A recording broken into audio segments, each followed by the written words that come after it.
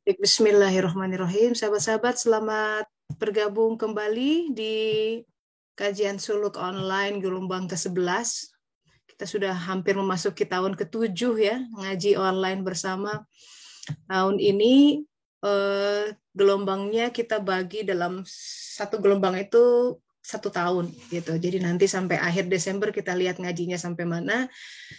Insya Allah kalau ada waktu, ada usia, tahun depan kita mulai gelombang baru dengan tema dan topik yang baru. Baik, kita sama-sama menundukkan hati sejenak, tunduk di hadapannya dengan penuh sebuah pengharapan agar Allah Ta'ala membukakan pintu hikmah, menghunjamkan ilmu itu agar ilmu yang kita pelajari tidak sekedar nempel di otak gitu ya.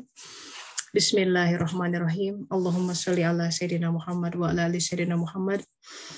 Sahabat-sahabat, ini jelang ini sesi antara minggu lalu kita jeda sejenak, dan karena minggu depan 2 minggu ke depan saya insya Allah ada di Indonesia, jadi kita jeda dulu 2 minggu ya. Mungkin nanti semoga ada waktu yang berkesempatan di Bandung atau di Jakarta, kita adakan kajian suluk offline sekaligus silaturahmi. Kira-kiranya ya nanti lewat WhatsApp group akan diumumkan ya. 1 chapter Bandung seperti biasa, tempatnya mungkin di Wisma Puri Larasati seperti yang kita lakukan masih tahun ini ya, Februari lalu. Yeah. Yang kedua di Bintaro kali ini, Jalan Veteran. Jadi daerah Jalan Veteran Bintaro lah, dekat Tanah Kusir, daerah situ. Tempatnya sudah ada, rumah gitu ya, bisa rumah saudara, bisa menumpak dipakai kumpul-kumpul. Nah, kita memang namanya kajian suluk ya. Kali ini kita ingin menelisik tentang apa sih nilai sebuah pengetahuan. Karena kita udah ngaji lama ya.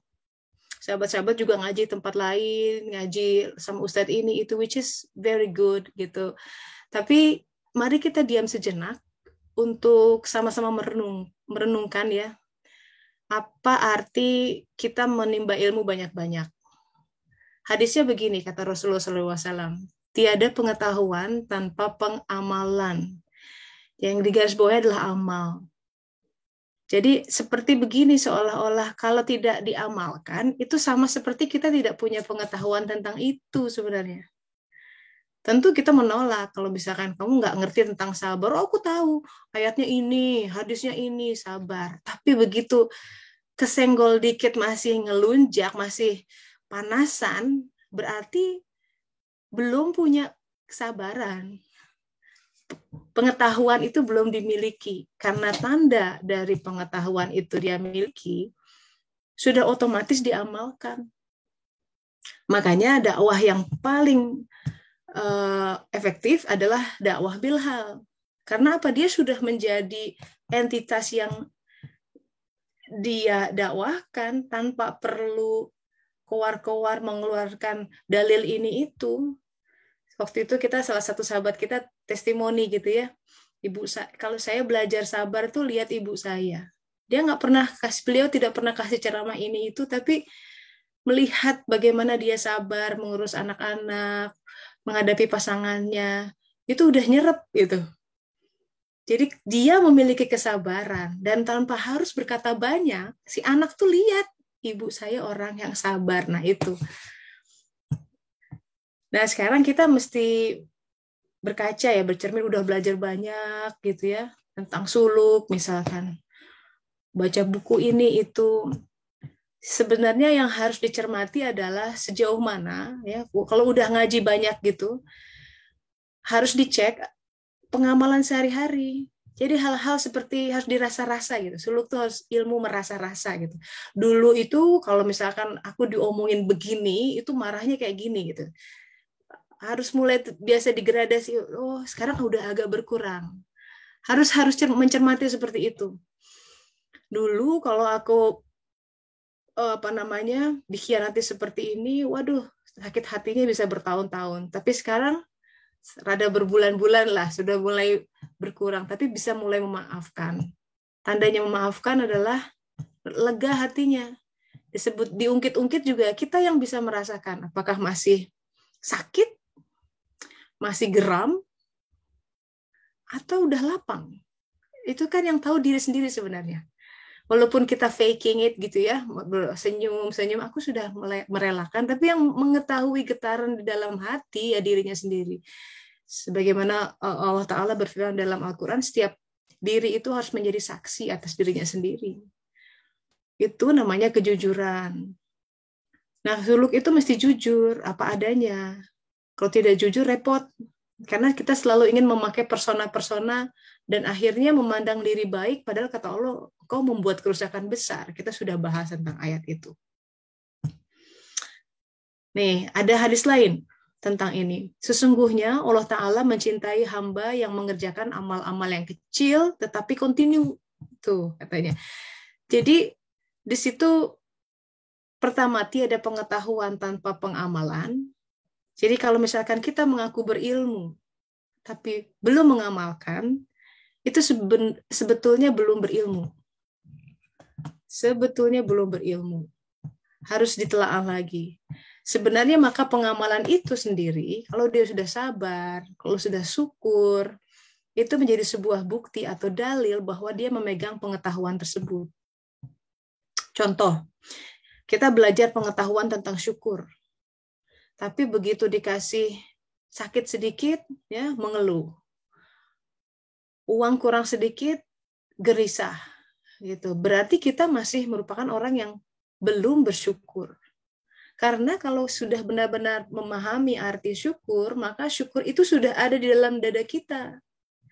Jadi otomatis antara pengetahuan tentang kebersyukuran dengan pengamalannya akan sejalan.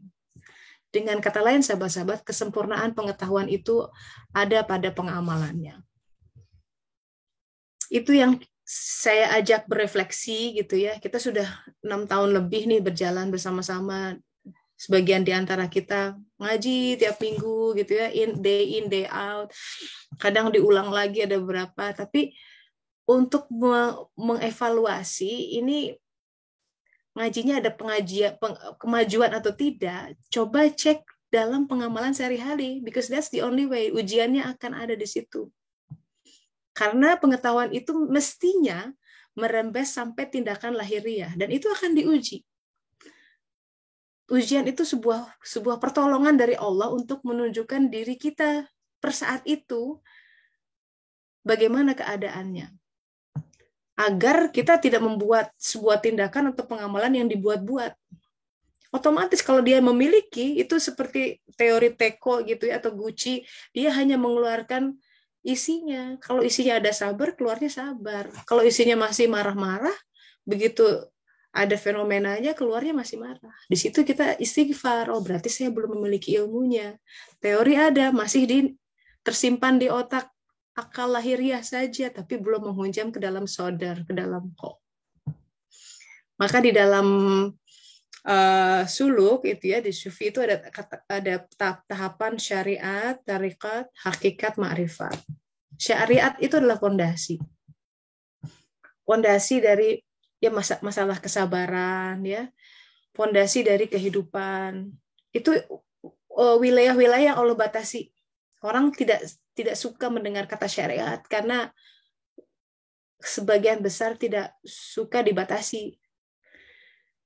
Syariat saum, wah kan bulan Ramadan tidak suka, pengennya makan. Padahal kalau Allah tidak batasi, kehidupan itu macam-macam ya. Syariat menikah, kalau sudah menikah ya true to themselves, sudah satu pasangan begitu. Ya, tidak ke sana sini jajan sana sini, karena sebenarnya karena natur manusia akan mencari sesuatu yang liar gitu loh. Dan syariat membantu membatasi sesuatu sehingga dia fokus untuk menjalani kehidupan yang sangat bermanfaat untuk dirinya saja. Itu kenapa Rasulullah bahkan berdoa, ya Allah, aku berlindung padamu dari ilmu yang tidak memberi manfaat. Ilmu yang lahir dari sebuah amalan. Jadi kalau kita bilang ini sebuah kajian suluk, semoga tidak hanya selesai dalam tataran kajian, tapi harus ada sebuah penempuhan jalannya. Karena pada prinsipnya disitulah hikmah akan terbuka. Dan hikmah itu, sahabat-sahabat, adalah sesuatu yang menghubungkan antara al-haq, ya, sang pencipta, dengan ciptaan. Jadi sekali lagi, kita udah ngaji lama nih, tapi kesempurnaan pengetahuan itu terletak pada pengamalannya. Makin sabar nggak? Makin bersyukur tidak? Makin tawakal nggak? Pegangannya makin sama Allah nggak? Makin berkurang nggak kekhawatirannya? Begitu digoyang sedikit, begitu ya. Macam-macam dunia selalu akan ada isu. Ya, makin fokus tidak pada dirinya, makin berkurang tidak gibahnya, gitu ya. Makin fokus memperbaiki diri daripada judging orang lain, gitu. Rasulullah berkata, barang siapa mengamalkan ilmu yang dia ketahui, maka Allah mengajarkan padanya ilmu yang belum diketahui. Bayangkan, itu adalah sebuah penyempurnaan. Itu yang sebenarnya sebuah khatam disebut. Khatam ilmu itu. Bahwa dia mengamalkan yang dia ketahui. Kalau dia mengamalkan itu, ini seiring dengan hadis yang disebutkan tidak ada ilmu tanpa amal. Pengamalan itu akan mengundang ilmu lain yang baru, pengetahuan yang baru, dan itu akan menyempurnakan dia. Ya, jadi saya pikir penting untuk kita sekedar tafakur sejenak, nih, karena potensi manusia itu adalah untuk merenungi, mentafakuri, membaca diri ya. Udahlah cukup kita banyak baca buku. Di level tertentu terlalu banyak baca buku itu tidak bijak. Di level tertentu ya. Kejar setoran, pokoknya seminggu harus sekian buku. Tapi semua dalam level superficial. Kita tuh di usia begini mesti banyak merenung. Agar produktif. Ya. Jadi begitu. Jadi agar Allah mengalirkan pengetahuan yang baru dari sisi Allah Ta'ala. Karena terus terang saja pertanyaannya itu-itu aja gitu. Misalkan bagaimana saya tahu itu adalah sesuatu hal yang baik atau tidak? Apakah itu ujian atau musibah? Apakah itu sesuatu yang hak atau tidak? Apa itu hawa nafsu atau sebuah dari Allah? Itu kan hal yang sangat licin gitu ya. Hal yang sangat itu hanya bisa dijawab oleh hati kita sendiri. Nah, kemampuan hati untuk mengidentifikasi di antara hal-hal yang sangat halus itu akan terbuka begitu kita mengamalkan ilmu kita one step at a time. Jadi jangan tanggung kalau belajar. Tanggung itu akan menghambat suluk. Ya, praktis. Jadi sebenarnya kalau mau belajar satu aja tapi diamalkan. Itu tadi yang kata Rasulullah, Allah mencintai hamba yang mengerjakan amal-amal kecil, tapi continue. Dibanding banyak scatter, hilang. Continue itu diperdalam. Karena amal yang tanpa pendalaman tidak akan membawa manfaat untuk jiwa kita. Itu satu ilmu, tapi kita tafakuri dengan betul, agar bisa melompatkan pengetahuan yang lain.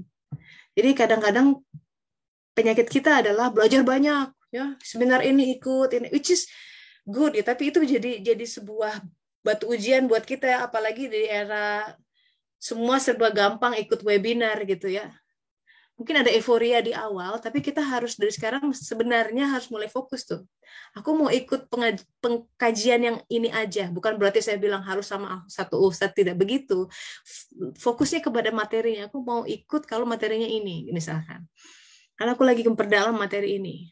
Itu cara belajar yang baik, karena kalau terlalu banyak, jadi kurang fokus gitu.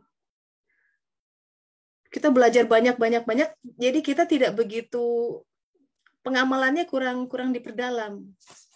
Itu sebagai evaluasi kita ya dalam menempuh kajian demi kajian gitu ya, khususnya kajian suluk online. Kita udah masuk ke hampir tahun ke-7 nih. Ayo evaluasi, ada yang berubah nggak sih dari cara kita merespon kehidupan gitu, dari kesabaran kita menghadapi pasangan, ya, dari ketangguhan kita menghadapi kesempitan dalam kehidupan. Kalau sama-sama aja responnya ada something's wrong gitu dari cara kita belajar. Something's wrong. Kita belajar banyak tapi amalannya hampir nol. And that's kalau orang Belanda bilang that is not the bedoeling gitu. Bukan itu, that's not the, bukan begitu. Kita harus maju. Suluk itu berarti ada gerak maju.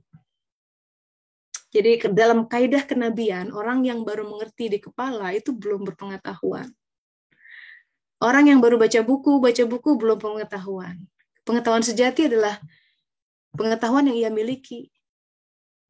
Tentu saja baca buku dapat pahala. Tapi apakah itu menjamin membaca buku satu kitab tentang sabar, dia menjadi pemilik sabar? Belum tentu. Nah, dalam proses penghataman, maka ini yang harus dicatat ya. Ketika kita belajar suatu tema gitu ya, kan Allah sebenarnya yang mengizinkan kita belajar itu. Dalam proses untuk menghunjamkan pengetahuan itu ke dalam diri kita, ke dalam saudara kita, ke dalam jiwa kita, know this ya, pahami ini, bahwa itu proses akan melibatkan dua hal, penderitaan dan kesabaran, kebahagiaan maksudnya. Suffering and happiness, itu two sides of one coin. Dalam Al-Quran ada istilahnya, innamal usri yusron. Setelah kesukaran ada kemudahan. Ini two sides of a coin. Kalau di fenomena dunia ada siang, ada malam. Itu yang bikin benih bertumbuh. Karena kalau siang terus kering, nggak tumbuh, mati benih. Malam terus dingin, mati juga. Cara Allah menumbuhkan pengetahuan itu di dada kita, dipertukarkan kita dalam penderitaan dan kebahagiaan, dalam kesempitan dan kelapangan, dalam sehat, dalam sakit, dalam tertawa, dalam menangis, siang dan malam kehidupan. Dengan kata lain, sahabat-sahabat, tidak bisa pengetahuan itu menjadi sempurna dan kita miliki kalau kita tidak mau bersukar-sukar dalam belajar, tidak mau bersukar-sukar dalam merenung. Sementara kita mau bersukar-sukar membaca buku banyak gitu ya, ikut pengajian banyak, tapi tidak direnungkan. Akhirnya apa? Tidak dipahami. Tidak dipahami. Jadi ini, ketika kita akan menyempurnakan pengetahuan, maka dua hal terpenting akan terlibat, yaitu penderitaan, ya, dalam kita belajar sabar, dipukul, Allah datangkan itu aktor, aktris yang nyebelin banget, bikin kita sakit hati, ya, nggak akan jauh dari mana-mana. Ketahuilah itu adalah bentuk untuk menghunjamkan kesabaran. Kalau tidak akan teruji. Teori aja mulu gitu. Teori syukur. Sementara hidup lapang, nggak ada masalah, tidak akan teruji kebersyukurannya. Teori tawakal, sementara semua pintu-pintu terbuka, life as it expected to be. Maka dengan kata lain ujian, kesempitan, kegagalan, pengkhianatan dalam kehidupan, itu tanda Allah ingin menghunjamkan ilmu itu. Udah banyak, kata Allah, kamu tuh udah belajar banyak ya, ini aku bantu ya, kasihan cuman ngendap di sini doang. Artinya apa? Nggak akan ke bawah ke alam barzah. Karena di sininya tidak terberkati. Itu sebetulnya sebuah rahmat Allah Ta'ala untuk menghunjamkan pengetahuan ke dalam diri kita. Jadi, don't shoot the messenger. Kalau ada orang nyebelin, ya, menyakiti kita, mengkhianati kita, menipu kita, jangan lihat orang itu, lihat siapa yang mendatangkan itu. Itu suluk. Alhamdulillah, ya Allah. Baru aja nih belajar tentang sabar, datang ini peristiwa, alhamdulillah. Nah, itu harus melihat hidup itu dalam suatu rangkaian seperti itu, sehingga kita tidak terkotak-kotak dalam kehidupan, sehingga semua itu wahidah. Semua kita melihat semua dalam sebuah tatanan yang Allah atur. Karena tidak ada satupun kejadian, tidak ada satu helai rambut yang jatuh, kalau kita ya di Al-Quran satu daun yang jatuh, tanpa Allah ketahui tidak mungkin. Semua dalam timbangannya. Dia yang Maha tahu. Dan kita sebenarnya harusnya merasa damai, tentram, karena kita ada di dalam kekuasaan Dia yang Maha tahu.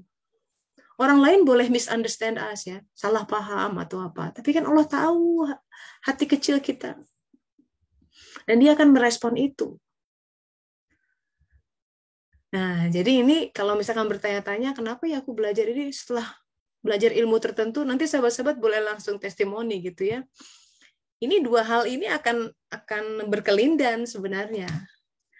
Sehingga sahabat-sahabat harus melihat ketika mulai ngaji dan semua persoalan, permasalahan, kebahagiaan, kelapangan yang ada, itu udah satu paket.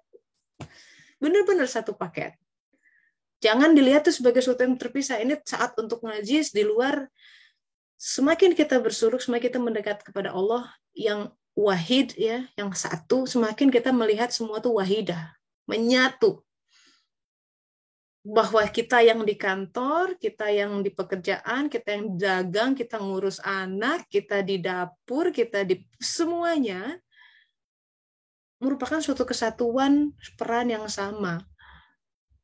Dari manapun kita pergi, kita menghadap ke arah yang satu sebenarnya. Nah, kalau hawa nafsu itu cenderung memisah-misah, mencerai-beraikan, sehingga tidak menyatu. Kalau tidak menyatu, kita tidak bisa melihat seperti keping-keping puzzle yang berserak. Tidak akan pernah melihat gambaran yang utuh yang sebenarnya Allah sampaikan tentang apa. Gitu. Ya, jadi memang dalam bersuluk itu, ini kata seorang ulama di Bandung, perlu 5K. Ini berurutan nih. Pertama, keberanian. Setelah berani, mesti tabah, ulet, kemampuan, dan kesabaran. Keberanian itu berarti menempuh sesuatu yang hak. Bukan berani konyol, ya. Bonek. Berani karena benar. Kemudian harus tabah. Karena menyangkut fitnah nanti dan ujian. Tabah dalam menanggung itu semua. Ya, kita lalu harus ulet membentuk dirinya menjadi orang yang sabar, yang syukur, yang tawakal, yang bermaaf, gitu. Sehingga dia menjadi orang yang memiliki pengetahuan. Dalam Al-Quran ada ayat yang mengatakan gini, auzubillahi minasyaitonirrajim, dan bersabarlah terhadap hukum Tuhanmu. Atau bersabarlah dalam menunggu ketetapan Robmu. Sabar itu udah. Bersabarlah terhadap sebuah kodoknya. Sabarlah tentang sebuah, bahwa kapan tanggal nikah itu sudah ditentukan. Sabar, tunggu. Kapan punya anak ditentukan. Sabar, tunggu. Kapan proyeknya berhasil, sabar. Kapan anaknya menikah, kamu sabar terus, ya. Kita sedang berjalan di sebuah bidak, ya, papan catur ilahiyah yang punya qada dan qadar. Dia sang pemilik semuanya. Tapi kita berani untuk menghadapi sesuatu itu dengan tegap, gitu, bahwa dengan landasan kebenaran dan tabah dalam menanggungnya, dan kemudian ulet dalam mengunyah pengetahuan sampai dia diberikan kemampuan untuk menjadi pemilik pengetahuan. Begitu, ya. Jadi ini kan kadang-kadang ada yang sahabat-sahabat curhat, ya, misalkan ini saya belajar. Jadi kita belajar ilmu tuh bukan, kan memang semua orang ingin damai dalam hidupnya, ya, tentu saja, ya. Ingin tidak ada masalah dalam kehidupan, which is itu keinginan dalam, gitu, ya. Tapi kita mesti paham bahwa hidup di dunia ini tuh masih ladang, kita masih bercocok tanam. Kalau mau istirahat bener tuh nanti di sana. Kita mesti paham hakikat ini, ya, cara main aturan kehidupan. Bahwa dunia ini adalah tempat tinggal sementara. Tempat kita beramal soleh, wayahna kalau orang Sunda tuh, ya. Belum, nanti istirahat tuh nanti. Jadi kalau di sini istirahat hanya istirahatan. Senang tuh senang-senang sementara. Karena apa? Kita masih lihat bagaimana contoh nabi-nabi, rasul-rasul, ya, para sahabat. Bagaimana kehidupan itu orang-orang yang ditempa oleh pendidikan ilahiyah. Apakah orang yang kemudian ongkang-ongkang di tepi pantai, kehidupannya tidak ada masalah, ya, big swimming pool, or enggak rasanya ya. Aduh, itu hidupnya. Terus kenapa? Kalau orang yang hedonis kemudian kenapa sih kita nggak bisa tenang dalam kehidupan dunia? Berarti tidak paham what is it all about? Hidup itu untuk apa?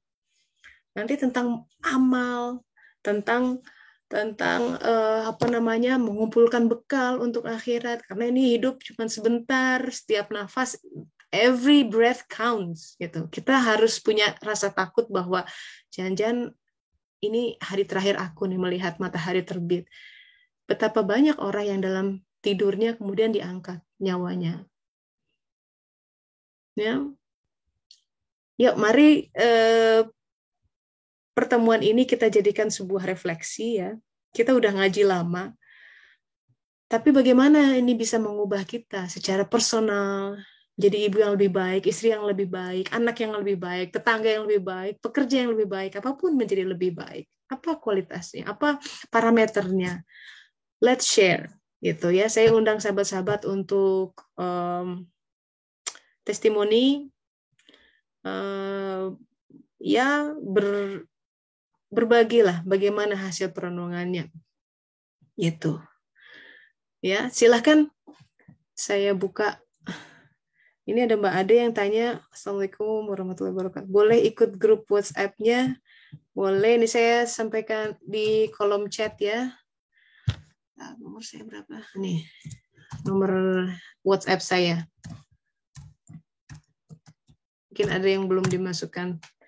Silakan hubungi itu. Ya, Mbak Dika, silakan. Assalamualaikum warahmatullahi wabarakatuh, Teh. Assalamualaikum warahmatullahi wabarakatuh, Mbak Dika di Perancis. Di mana di Paris ini, Mbak Dika? Iya, Teh, di Paris. Iya, silakan, Mbak. Selama ini saya tuh ngikutin itu yang channel YouTube-nya Teh Tessa dari bawah gitu. Satu persatu sehari bisa 4 atau 5 video gitu.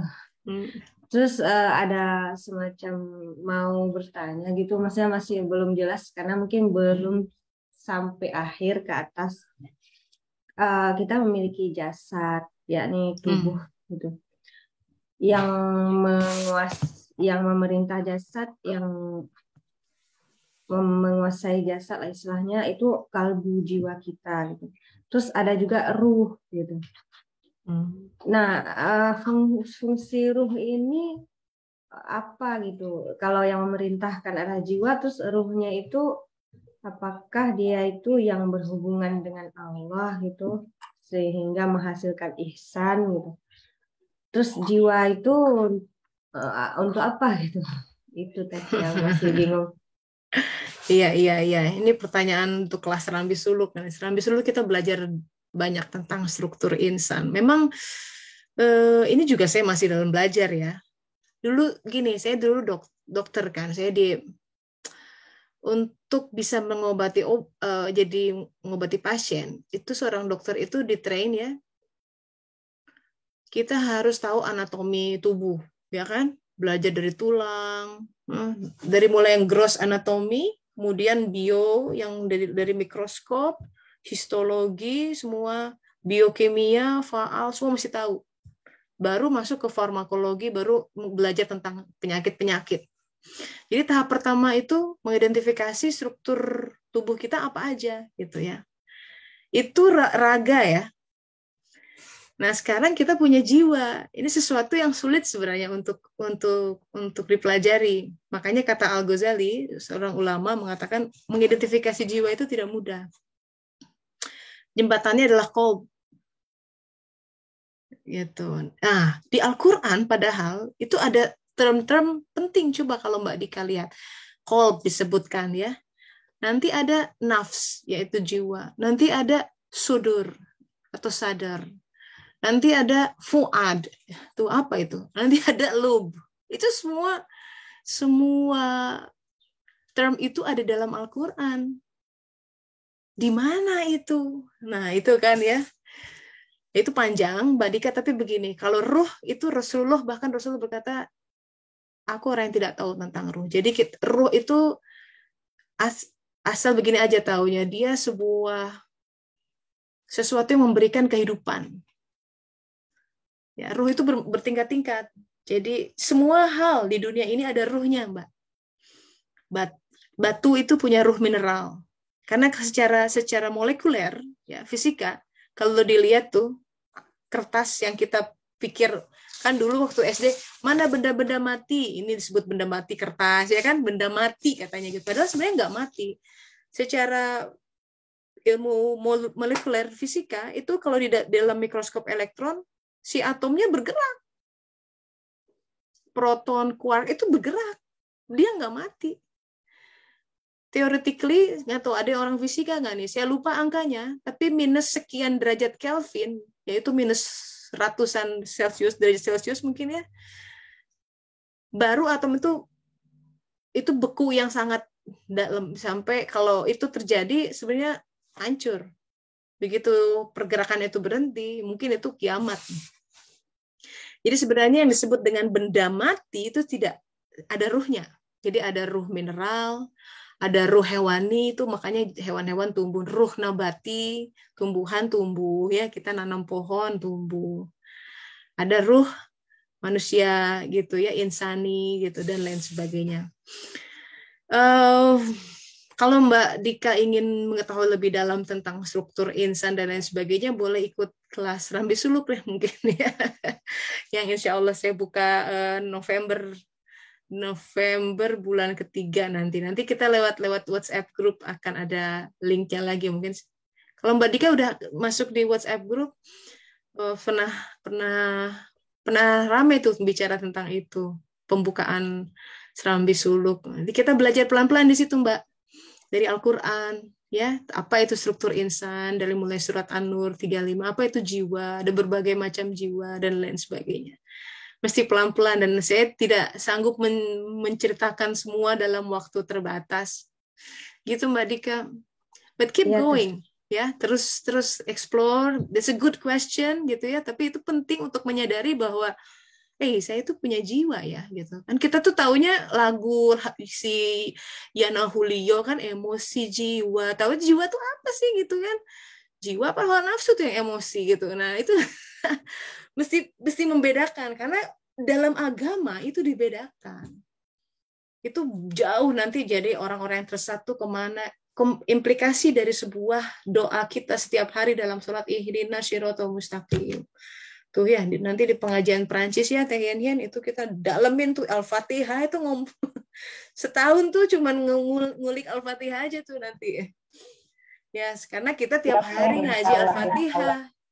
Iya, tiap hari atuh udah ngaji Al-Fatihah. Kita minta ihdinas siratal mustaqim tuh maksudnya apa gitu. Wah, itu setahun belajarnya.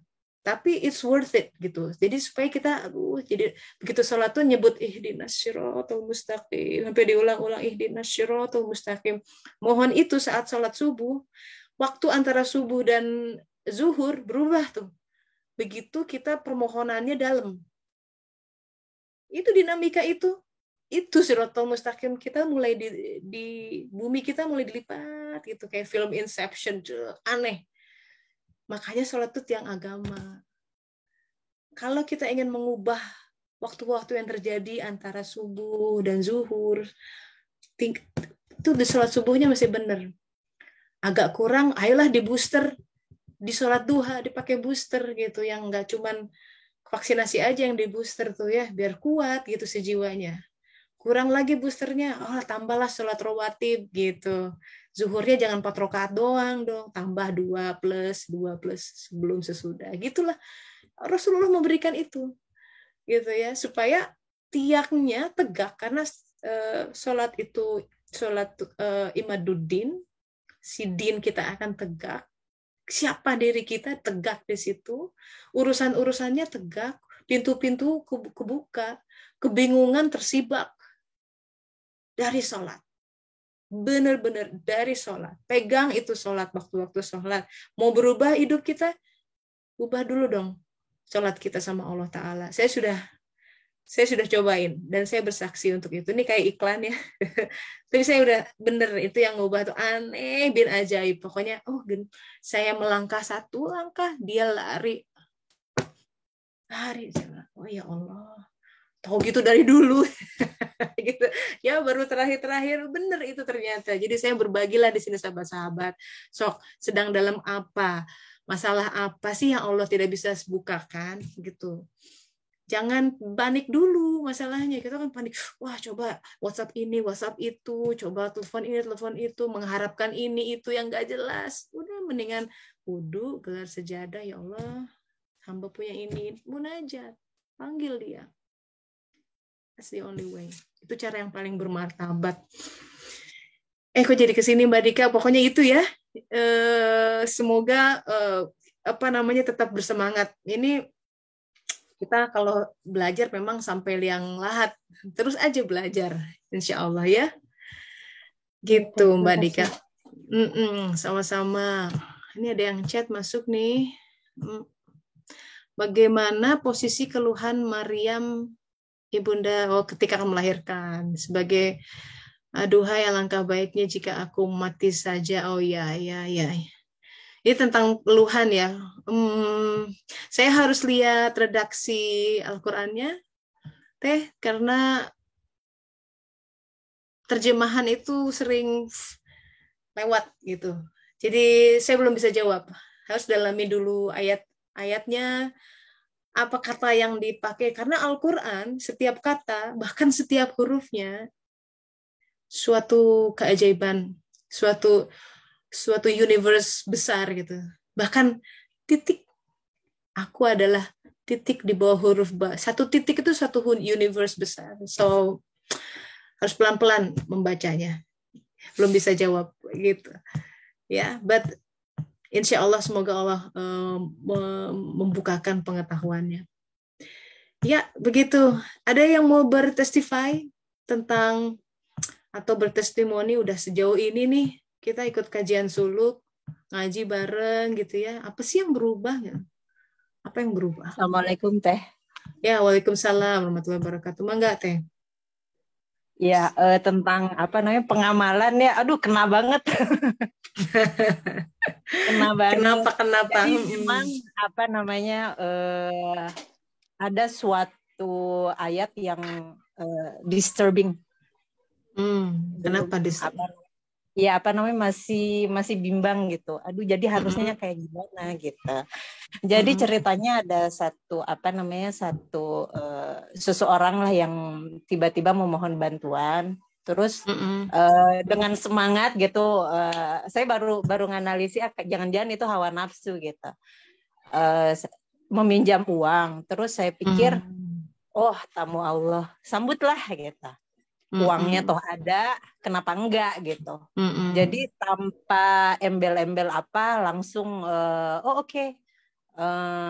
Saya telepon apa yang bisa dibantu gini, minta sekian langsung saya transfer tuh Teh. Oh, menggebu-gebu gitu.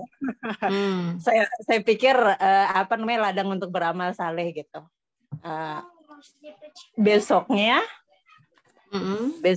saya ngikutin kajian Kang Yudis gitu ya tentang utang piutang katanya.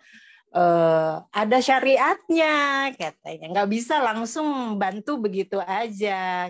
Langsung kan, waduh salah nih. Jadi kata Kang Yudis waktu itu bisa jadi kita mengira menolong tapi padahal berbuat kerusakan untuk dia gitu. Yeah. Di situ saya jadi banyak berpikir sebelum menolong orang gitu Teh. Jangan-jangan saya malah akan membuat dia bergantung ke saya dan melepas ketergantungan dia kepada Allah gitu. Nah dari situ hati-hati benar gitu. Nah itu betul yang seperti Teteh bilang tadi, diberi ilmunya oleh Allah, ujiannya langsung diturunkan gitu. Setelah itu bertubi-tubi datang Teh. Datang. Masya Allah. Dan bikin saya pikir, what should I do? Ya Allah bingung gitu. Yeah. Di satu pihak pengen gitu ya, melihatnya sebagai potensi untuk beramal saleh, tapi di sisi lain takut malah menjadi berbuat kerusakan gitu Teh. Nah, terus setelah berkali-kali nih, ada yang satu orang lagi datang, family dekat, karena memang saya secara emosional sangat attach-nya sangat dekat sama beliau. Saya bilang saya bicarakan dengan suami, kita bantu gitu. Tapi nggak selesai, datang lagi gitu Teh. Dalam rentang waktu seminggu udah kita bantu, ternyata ada masalahnya nggak selesai di situ, mengajukan lagi begini. Saya bilang caranya nggak begitu sayangku. Saya bilang akhirnya karena saya khawatir kalau berkata-kata itu dengan keterbatasan ilmu saya gitu ya. Akhirnya saya sodorkan salah satu videonya Kang Yudis, itu rekaman dari YouTube tentang bagaimana cara membebaskan diri dari belenggu hutang gitu. Saya cuma bisa bismillah ya, bismillah coba direnungi satu persatu, karena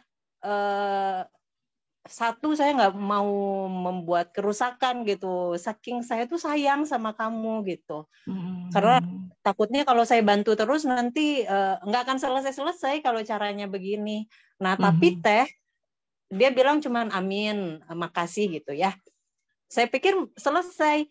Itu nggak beda jauh gitu. Beberapa jam kemudian itu orang lain mengajukan hal yang sama ke saya gitu, dan bikin saya, aduh, jangan-jangan langkah saya kepada yang orang pertama itu belum tepat gitu adabnya, sehingga Allah menghadirkan lagi hal yang sama gitu Teh. Itu yang bikin jadi buntu gitu. Nah, itu lagi diperdalam nih Teh, alhamdulillah. Di sini pentingnya tafakur. Sebentar, ini kok datang lagi ya, gitu. Ini pentingnya munajat sama Allah Ta'ala. Sebenarnya ya, sahabat-sahabat, apapun itu dalam kehidupan, itu seperti sebuah panggilan agar kita mendongak, agar kita menghadap pada Dia, agar kita sekedar berkata, ya Allah, gitu ya. Kalau kata Rumi begini, di setiap katamu, ya Allah, di setiap seruan dan panggilanmu, ya Allah, Dia menjawab, aku di sini. Lebay, aku di sini. Aduh, itu dalam. Jadi ya Allah dengan dalam, ya Allah ini apa gitu ya. Ya Allah, kembalikan lagi. Jadi kita lagi diajari berdialog dengan Sang Maha Pencipta. Ya, nanti semakin kita dekat dengan Sang Sumber Cahaya, Sang Sumber Ilmu, kita akan diajari pengetahuan yang kita nggak belajar lewat buku. Orang bilang itu ilmu laduni atau apa, tapi pokoknya jadi ngerti gitu. Aneh. Itu seiring dengan kebersihan hati kita. Maka dibersihkan. Bagaimana cara membersihkan hati? Sahabat-sahabat, takdir yang mengelilingi kita. Kita lagi berenang di dalam samudra. Takdir itu suci dan mensucikan. Kalau kita sabar ngadepinnya. Kalau nggak sabar ya makin kotor hati. Jadi cermin hati itu digosok terus. Kalau Rasulullah tuh sehari taubat istighfarnya 70 kali. Kalau kita ya ribuan kali ya mestinya. Astagfirullah. Itu jadikan setiap kegiatan, Bu, aktivitas kita ya Bapak ya, menyusur jalanan, nyuci piring ya, helat lusinan, baju yang tiap hari nggak ada habis-habisnya, ngepel terus. Jangan mengeluh, itu jalannya. Alhamdulillah, astagfirullah, sambil menggosok, astagfirullah, aku sambil mencuci ini, semoga engkau cucikan ya, bersihkan juga gitu, terus diajak bicara. Nah sekarang kalau udah bingung kayak gini ya, gimana caranya? Balikin sama Allah Ta'ala, panggil Dia, ya Allah, ini kok begini lagi, kenapa ya? Sambil kita mikir, polanya apa nih? Kenapa? Sebenarnya yang mau diubah tuh kitanya. Seperti yang saya katakan, itu aktor-aktor, aktris-aktris itu cuma Allah datangkan. Ya, dibikin aja. Allah gampang membuat suatu keadaan jadi butuh gitu ya. Tapi kita lihat sebentar. Apa yang membuat saya berat? Itu mulai ada ya, mulai di sini. In my case, saya cuma bisa berbagi ya dari pengalaman sendiri. Dulu saya seperti itu. Kalau ada orang, sahabat, keluarga minta, oke, semua kirim. Sebentar. Kok lama-lama ini orang nyimut gitu ya. Bahkan saya menerima info misalkan, ternyata dia minta untuk A tapi tidak dilaksanakan. Kan sempat kesel ya, cuman udahlah. Memang the act of giving kalau tidak pada tempatnya itu malah menjerumuskan seseorang gitu, membuat dia menjadi mengilahkan kita gitu. Tenang pasti dikasih, tinggal kirim SMS atau WhatsApp ditransfer gitu. Nah, hati itu akan meraba itu. Allah akan lihat ini kamu, dibikinlah kita ragu-ragu. Kadang-kadang cara kita menyayangi seseorang adalah dengan mengatakan tidak. Sorry ya. Atau kalau misalkan kita masih feels guilty about it, tidak diberi sebanyak yang dia minta, sekedarnya saja. Sorry, saya nggak bisa, tapi inilah untuk sekedarnya, gitu. Nanti dia minta lagi, ditolak lagi. Sampai dia kepentuk, gitu. Kita belajar mengarahkan dia, jangan ke aku dong dulu, ke dia. Dan ini tidak mudah memang, tidak sesimpel itu, sahabat-sahabat. Nah, di ruang yang tidak mudah, yang kita bingung, tadi ya, saya bingung ini gimana, itu ruang fakir. Itu saat Allah yang ngajarin, aku yang akan ngajarin kamu langsung ya.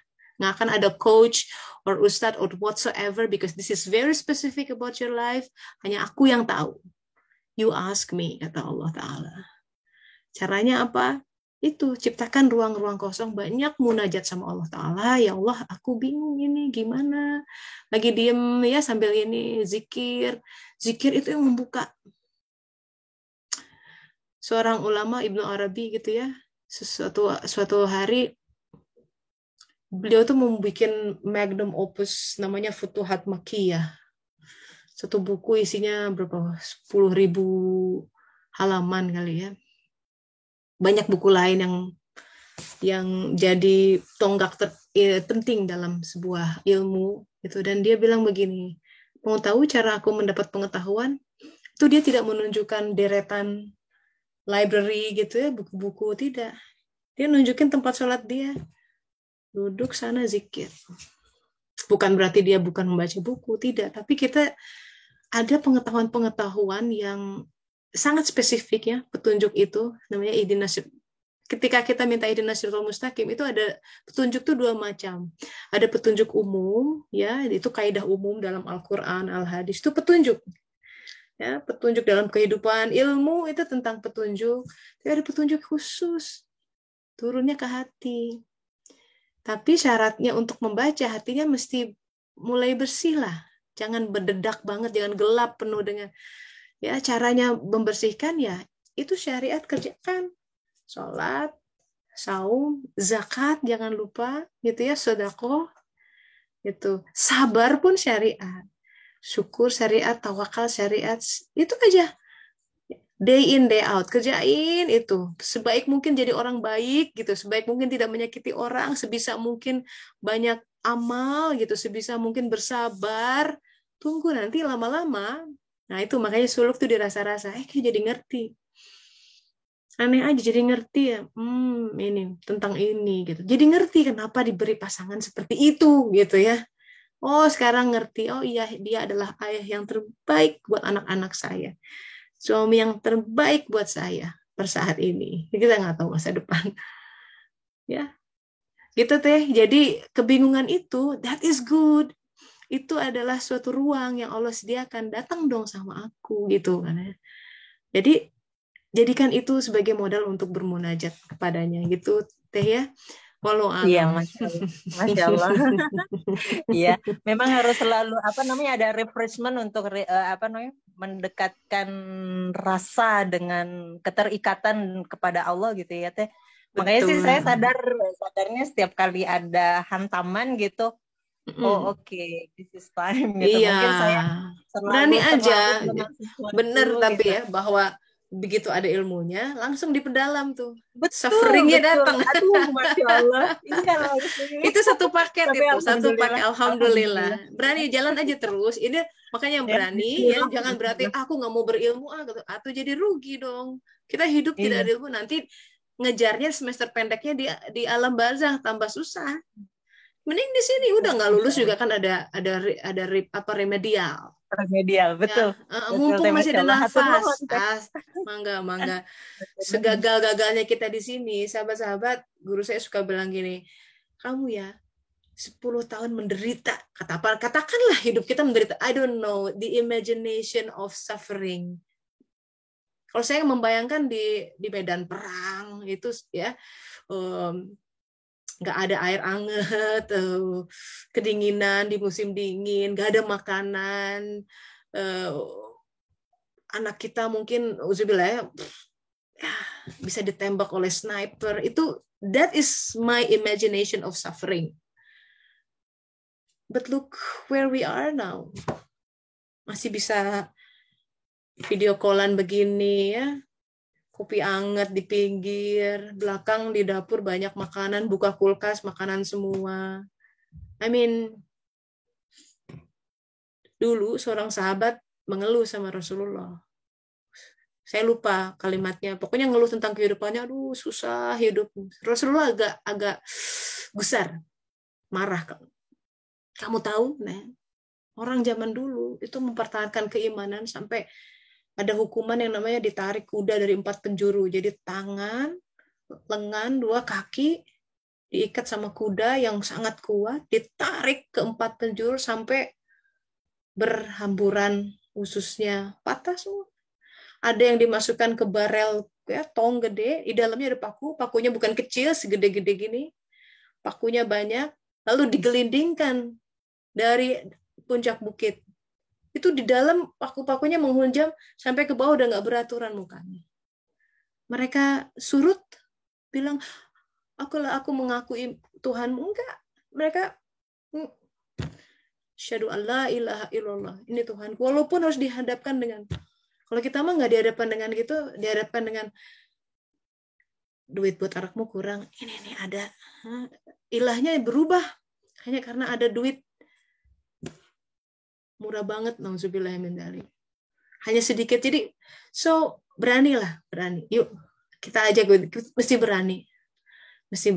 Tapi memang nggak bisa dipaksain sih. Itu terkait dengan kadar kecintaan kita. Kita mau benar-benar dekat sama dia apa enggak? Dan dia akan menguji. Mau? Show me. Buktikan. Kamu benar-benar mencari aku. Nanti dia akan ini, karena Shirathul Mustaqim kata Rasulullah itu penuh dengan suatu lorong yang kiri kanannya pintu-pintunya dihalangi oleh hanya selapis tabir yang di situ ada suara-suara yang manggil, ayo ke sini, ke ilah-ilah lain selain dia. Tapi kita terus la ilaha illallah terus maju. Setiap saat itu ujian tauhid. Syahadat kita selalu dipertaruhkan di dalam setiap pilihan kita akan sesuatu.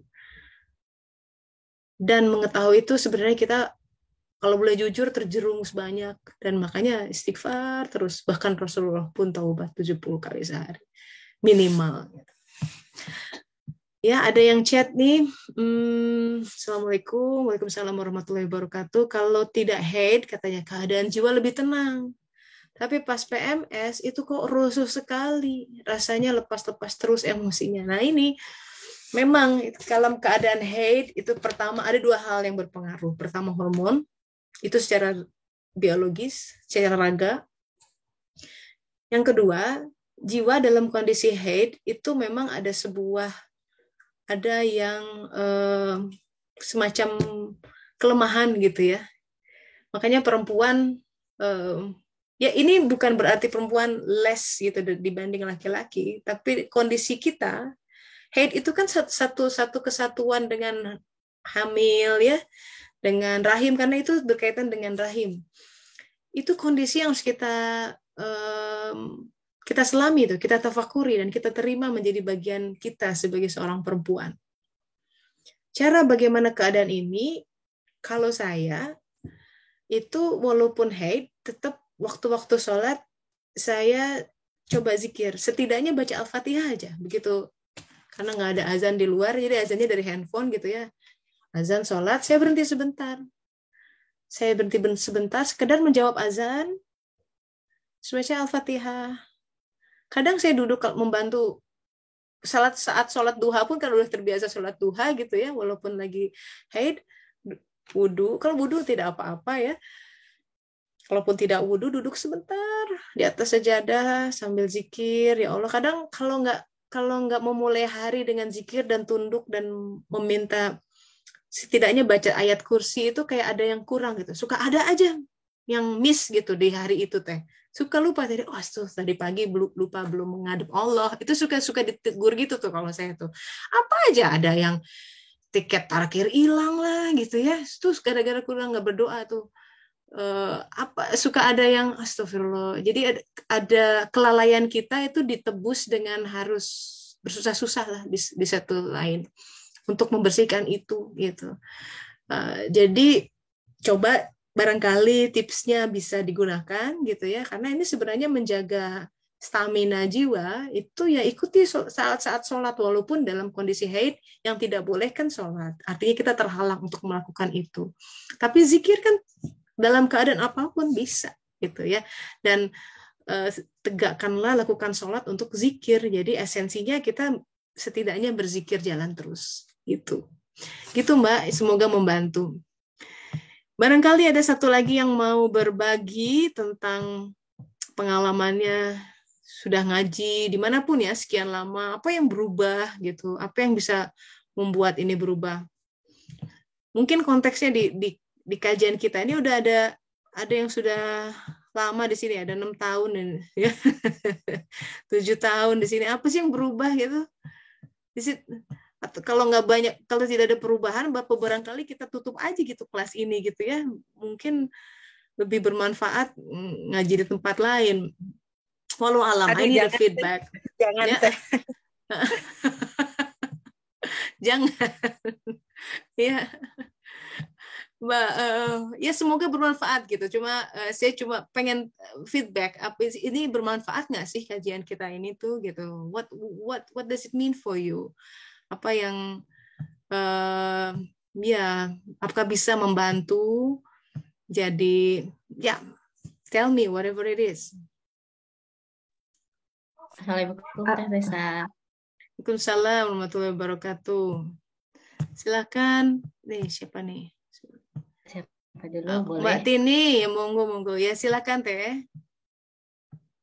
Iya Teh. Saya pengalaman sering banget itu dibayar tunai ya. Kalau ada satu kayak menikah aja nih. Bener Teh. Jadi yang Teteh ceritakan, yang Teteh sharing, saya tuh dibayar benar-benar tunai sama Allah. Kalau lalai sedikit aja, kayak saya tuh mengibaratkan apa ya Teh ya, buat saya suluk itu kayak kita di jalan di atas rel, tiba-tiba gerbongnya itu melenceng. Terus si gerbong itu kita angkat kuat-kuat, itu susah banget ya. Itu kejadian belum lama, ini 2 kali, ini berkesan banget buat saya. Saya tuh kecopetan tadi di Paris. Allah, masya Allah. Di mana? Di dalam metro, entah di dalam. Jadi waktu itu saya riweh, nggak tahu ya, saya tuh hari itu kok kayak riweh gitu. Padahal mah biasa aja gitu. Saya tuh nganterin anak untuk kelas musikal di Paris. Saya biasanya tuh ketika saya duduk di metro, saya beberapa detik gitu ya Teh ya, saya berdoa gitu kan. Terus anak saya tuh hari itu yang kedua tiba-tiba kayak ngoceh aja gitu loh Teh. Jadi saya jawabin pertanyaan. Setelah itu saya sampai depan villa ini, kok dompet saya nggak ada. Dompet, astagfirullah. Hilang semuanya Teh, semuanya hilang. Aduh, kartu-kartu tuh ya. Semua. Udah gitu, tapi saya tetap berusaha gemetar, tapi saya berusaha tenang. Pokoknya saya nungguin, saya sejam di sono sambil zikir, apa ini ada apa gitu, apa ya Allah, ada pesan apa nih ya, ada pesan apa. Setelah itu, ya itu tadi Teh, saya meninggalkan momen saya merenung sejenak di dalam metro untuk memanggil ya Allah. Terus setelah itu ya udahlah, saya tinggalkan. Saya mampir ke rumah Teh Ian cepet-cepet gitu. Udah gitu udah selesai, ternyata emang hilang itu. Saya berpikir semoga jatuh di rumah atau hilang. Setelah itu teh saya itu hari Rabu kejadian. Jadi hari Kamis itu ada kajian suluk kan. Saya masih dalam keadaan galau antara ikhlas dengan tidak, dengan ketetapan Allah gitu loh. Tapi kan saya harus ikhlas gitu. Cuma saya minta sama Allah, tolong bantu saya memahami apa ini gitu. Setelah itu teh Kamis malam saya tuh tidur, saya mimpi ibu saya datang teh. Saya dipeluk sama ibu saya dari belakang gitu kan, diusap punggung saya. Saya kebetulan lagi ini teh sakit bahu sebelah kiri. Saya gara-gara saya ngambil barang di atas, mungkin salah posisi dan itu nyut-nyutan. Dan itu pun di kepala saya mau ketemu dokter ini, mau ini di kepala tuh banyak gitu ya. Habis itu saya mimpi ibu saya mangku saya di punggung, pas itu malam Jumat. Setelah itu saya diusap teh kayak dipijit gitu ya sama ibu, dipijit gitu kan. Sabar. Dengan lembut di bibir saya. Masya Allah. Saya gitu. Terus udah gitu, saya bangun teh karena keadaan saya itu lagi head. Saya bangun malam itu saya langsung zikir gitu kan, ya Allah. Tapi teh saya ajaib pagi-pagi itu semua rasa galau, semua apa itu kayak dicabut, gimana ya teh ya, kayak ada kesakitan di itu kayak dicabut gitu. Pagi itu saya kayak bahagia, saya nggak bisa teh menggambarkan kebahagiaan saya itu. Nah dari situ, setelah itu saya lihat bagaimana kalau hilang itu ternyata simple teh, nggak sepanik yang saya bayangkan gitu. Setelah itu saya ATM udah langsung diblok, terus kartu security sosial saya langsung blok gitu kan.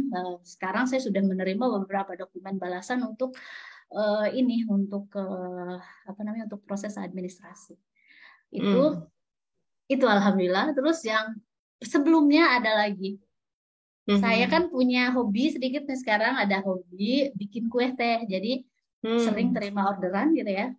Kemarin kue apa nih? Lebih seringnya sih ke pastry Prancis mungkin ya. Ya, terus waktu itu jadi ada orang tunangan cerita, jadi orang Prancis. Dia orang Prancis tunangan. Terus saya udah deket banget sama adiknya gitu ya, sama adiknya. Jadi dia sama kakaknya. Terus adiknya nih tunangan gitu. Jadi dia mau nggak bikinin saya tuh ini teh kayak euforia mungkin atau apa gitu. Kenapa enggak gitu kan, saya ini gitu kan. Terus saya cerita sama suami, saya kan dimarahin sama suami. Terus dimarahinnya Pak, kenapa kamu tidak ada momen merenung gitu loh. Suami saya tuh marah, pertimbangkan dulu. Kamu diskusi dulu harusnya sama saya, tapi dalam dalam kepala saya tuh, orang kue ini kan bisa saya kerjain sebelumnya ininya dalam kepala itu teh udah bikin pralinnya begini, bikin ganasnya begini udah gelas udah di kepala itu udah kayak begitu. Saya tuh lupa teh merenung sejenak itu. Setelah itu suami agak kesel mengingatkan saya, setiap ada sesuatu jangan tergesa-gesa, refleksi, merenung, baru jawab. Jangan meskipun itu uang gitu kan, saya nggak suka cara kamu gitu kan. Terus udah gitu apa teh qadarullah, anak saya yang kedua ceritanya dia kejebak pintu, tidak apa-apa. Jadi pesanan itu untuk hari Minggu pagi. Teh Jumat malam saya harus jadi si proses itu yang harusnya begini dalam skenario saya tiba-tiba buyar. Jadi luka sekecil luka. Jadi anak kedua saya itu kejedut pintu. Kecil teh nggak ini, menurut dia tidak apa-apa, tapi hari itu tiba-tiba jadi malam itu dia tidak bisa tidur teh. Dia tidak tidur, jadi saya mengelonin dia semalaman. Jadi rencana saya itu buyar semua. Akhirnya saya ke UGD teh, Jadi menurut karena si luka kecilnya itu dia memerah gitu teh, jadi dia ada infeksi. Nggak terlalu ini dia infeksi. Kalau menurut si dokter anaknya di UGD ini keinfeksi bakteri Erispeol. Saya nggak tahu di bahasa Inggrisnya Erispeol. Gitu. Saya sampai ya Allah, akhirnya pakai antibiotik. Iya teh, jadi ke sana ke UGD dikasih antibiotik selama 7 hari. Dari situ saya pulang. Jadi rencana saya itu udah nggak ini teh. Jadi saya bikin tuh kayak maraton. Kalau terus alhamdulillah jadi saya kirim pesan, dia bilang karena target saya itu diambil Sabtu malam gitu loh. Terus kata dia, sorry ya, hari ini saya nggak bisa ngambil Sabtu malam, saya ada keperluan, saya ambil hari Minggu pagi. Saya sampai ya Allah, di tengah saya kebodohan, kepanikan itu ada orang yang masih mau berbaik hati, dia diberikan ilham untuk ngambil Minggu pagi.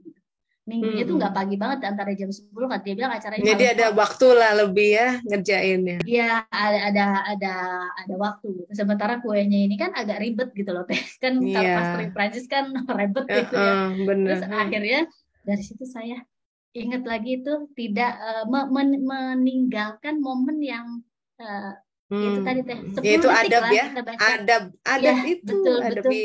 Betul. Betul banget. Dan itu banyak banget ya. Jadi kontan bener ya. Kontan iya. tuh, alhamdulillah. Itu Allah Maha Pencemburu ya. Iya. Ya, kamu ngambil keputusan nggak bilang-bilang aku, nggak ngomong gitu. Suami aja bisa begitu. Ya Allah yang ngirim itu semua kan. Kok bahkan tidak, ya Allah boleh ya minta izin gitu ya, atau bismillah lah minimal sebelum ambil keputusan. Alhamdulillah. Alhamdulillahnya teh, saya punya saya dibesarkan dengan ibu yang betul-betul kayak orangnya tuh sabar gitu, sabar banget. Ibu tuh sama pemurah dan sabar gitu. Dan sering teh kejadian-kejadian yang dulu yang mengilhami saya ketika saya tumbuh gitu. Saya alhamdulillah dipertemukan dengan suami yang masya Allah sabarnya sabar gitu teh. Jadi saya memang karakternya ini teh panasan ya, tergesa-gesa kalau apa-apa. Dan suami yang Allah pasangkan untuk saya, untuk melengkapi saya, untuk ini saya, dia memang cenderung lebih tenang dan lebih sabar. Gitu. Nah, begitu. Jadi warna rumah tangga setiap orang itu memang beda-beda. Kalau kita dapat pasangan yang menenangkan, berarti medan pertempuran di luar. Datangnya dari luar, atau di luar sesuatu pasangan kita, bisa jadi dari anak. Atau tapi betul. Ada yang memang dari pasangan sendiri, gitu. Nanti luarnya tenang, mensupport gitu. Jadi itulah ya. Itu warna kehidupan. Sahabat-sahabat mesti paham, namanya kehidupan itu adalah sebuah kawah candra di muka untuk mengubah jiwa. Karena kita ingin mengenal dia, pengenalan terhadap dia, Allah Ta'ala, itu akan dipergantikan siang dan malam, semuanya ya. Thank you, Mbak Tini, ini sudah berbagi pengalamannya. Alhamdulillah. Nah, kira-kira begitu sahabat-sahabat ya. Jadi, warna dari kajian suluk, saya pikir signifikansinya adalah kita mesti betul-betul melihat, walaupun judulnya kajian, tapi kita diajak untuk membaca diri, membaca lingkungan, ya, sambil kita ngaji Al-Qur'annya, gitu, ngaji hadisnya, agar itu menjadi menjejak dalam kehidupan kita sehari-hari, sehingga pemaknaannya lebih dalam, gitu, sehingga kita makin memaknai makna sebuah penantian, ya, makna sebuah ditolak, gitu ya, makna menanggung sebuah derita, sakit hati, ya, kegelisahan, semua itu karena sebenarnya yang manusia cari itu makna. Begitu kita tahu makna, arti, tujuan di balik itu, kita cenderung lebih tangguh. Samalah kalau kita udah paham ya, disuntik itu untuk vaksinasi biar tambah sehat, jadi cenderung bisa menahan itu. Seorang bayi suntik nangis, apalagi kalau teknik suntiknya kurang akhir gitu ya. Akal dia belum bisa merangkau ya menjangkau manfaat atau makna dari itu. Jadi akal itu sesuatu yang harus ditumbuhkan di dalam jiwa kita. Cara ditumbuhkannya adalah dengan sabar dalam menanggung semua ketetapan Allah Ta'ala. Ingat, bersabarlah terhadap hukum Tuhanmu. Jadi sabar aja menunggu ketetapan Allah, sabar terhadap sebuah qadanya, ketetapannya, pembagian darinya. Ya, ketika kita sudah baik adabnya, Allah akan mengganjar kita dengan sesuatu yang lebih baik daripada sekedar yang kita bayangkan. Pasti itu, buktikan, gitu ya. Insya Allah, jadi kita jeda dulu 2 minggu. Insya Allah, semoga yang ada berkeluangan kita bisa hadir, ketemu ya, Kopi Darat nanti. Saya pamit dulu, sahabat-sahabat, semoga bermanfaat. Kita bisa lanjutkan lagi insya Allah di minggu ke-3 bulan November. Ya, stay tune and let's keep in touch ya. Pamit dulu, kita membaca doa akhir majelis. Subhanakallahumma wa bihamdika asyhadu an la ilaha illa anta astaghfiruka wa atubu ilaik. Alhamdulillahirabbil alamin. Terima kasih semuanya. Pamit dulu ya. Assalamualaikum warahmatullahi wabarakatuh. Pamit dulu. Waalaikumsalam warahmatullahi wabarakatuh.